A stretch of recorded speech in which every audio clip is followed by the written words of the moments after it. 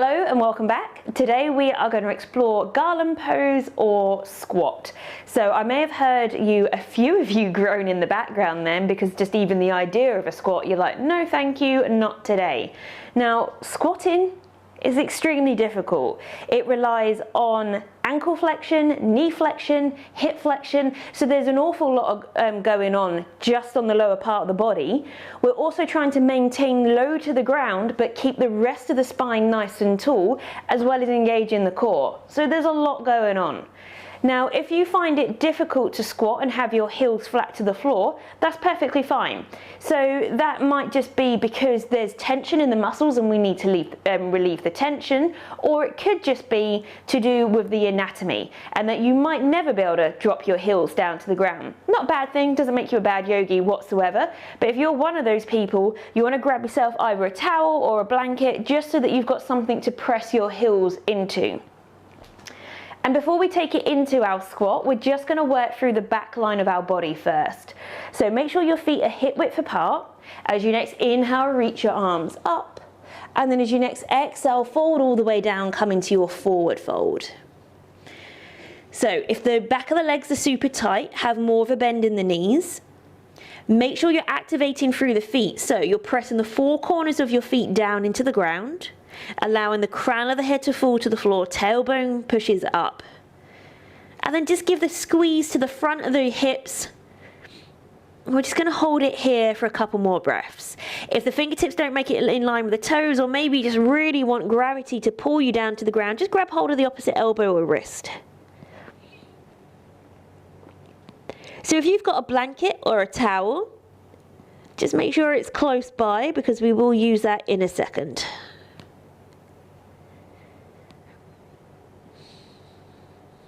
Lovely. You're going to drop your hands down to the ground. Now, if you're going to use a blanket, you're just going to walk your feet back so your heels are now pressing into the blanket or whatever prop that you're using.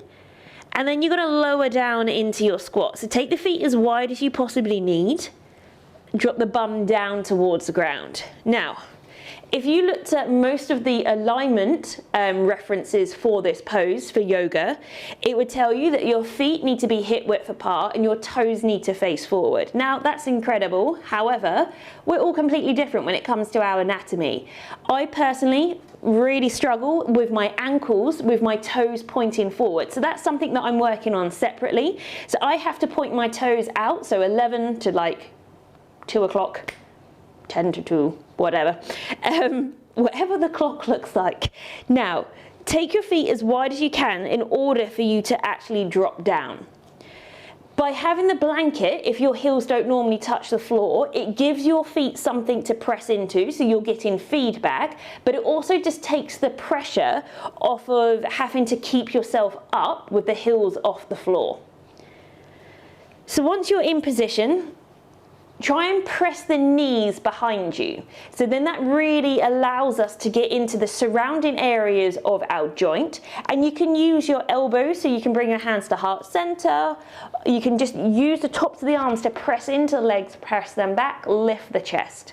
And it is that combination of dropping the tailbone down towards the floor, but lifting the spine up. So sometimes when we tell people to lower the bum to the floor, they get like this weird like rounding sensation in the back. You want to try and keep the back long, shoulders away from the ears, crown of the head lifts. Now, to really work those feet, get into the ankle muscles, try and pull the arches of the feet off the floor. That lights it up pretty quickly, but if you want super strong ankles, this is an amazing pose for you to do. And again, we need to make sure that we're activating the body parts when we come into these positions and not just sitting there and just hanging out. Now, maybe you can rock from side to side if that feels comfortable. This is sometimes quite a nice way, if you've got tight hips, to really ease into those supporting muscles, the tendons, the ligaments.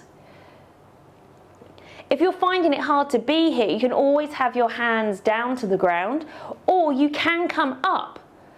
You don't have to drop all the way down to the ground if that's just not possible, or if it's just not for you, that's perfectly fine. We're just going to hold it here for 2 more breaths. Keep that activation in the feet, keep pressing the legs back.